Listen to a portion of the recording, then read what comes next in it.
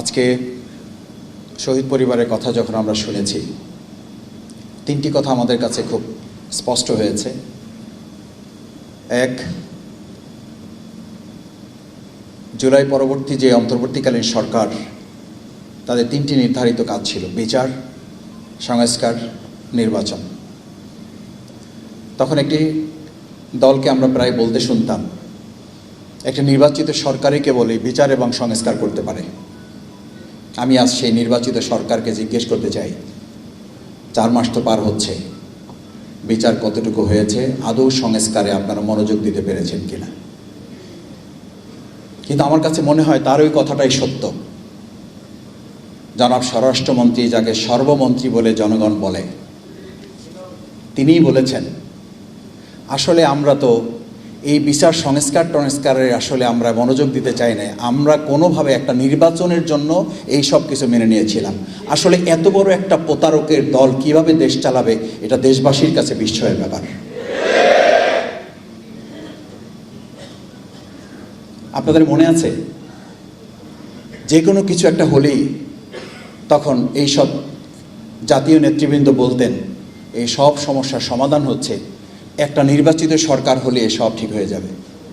আচ্ছা, আমি জিজ্ঞেস করতে চাই, আজকে এই শহীদ পরিবারের সদস্যবৃন্দ এখনের চোখের পানি ফেলে কেন?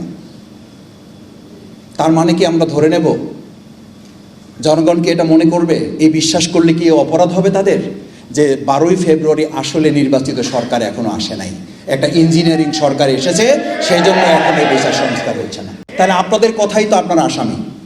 আপনারাই তো বলেছিলেন একটা নির্বাচিত সরকার এই সব সমস্যার সমাধান।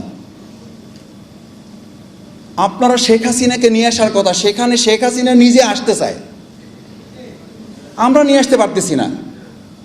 সে ডেডলাইন দিয়ে দিয়েছে এই বছরের মধ্যে তিনি আসবেন, আর আমরা বলছি এই বছরের মধ্যে এই সরকারকে তার ফাঁসি কার্যকর করতে হবে। এই শহীদ পরিবার আগামী বার্ষিকী উদযাপন যেন শেখ হাসিনার ফাঁসির মধ্য দিয়ে করতে পারে।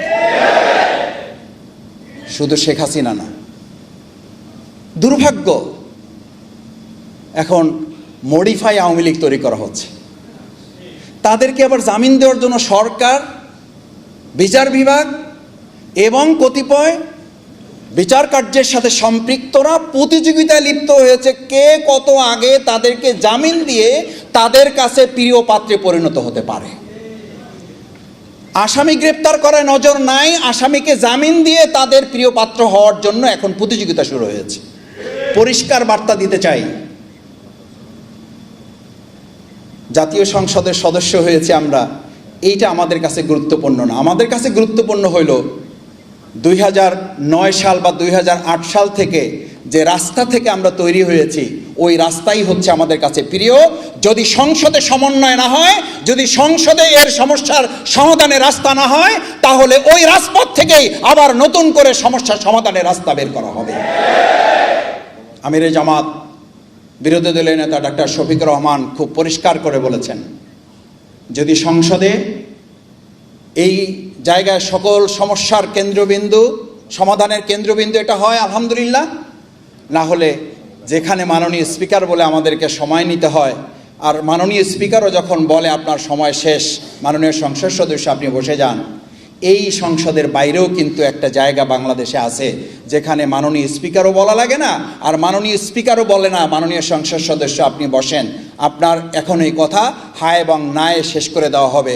আমরা জনগণের কাছে হা এবং না নিয়ে যাব, জনগণের হায়ের ভোটে এই গণভোট বাস্তবায়ন হবে, বিচার হবে, সংস্কার হবে, মানবিক বাংলাদেশ বিনির্মাণ করেই শহীদের রক্তের এবং তাকে চোখের পানির বদলা গ্রহণ করা হবে।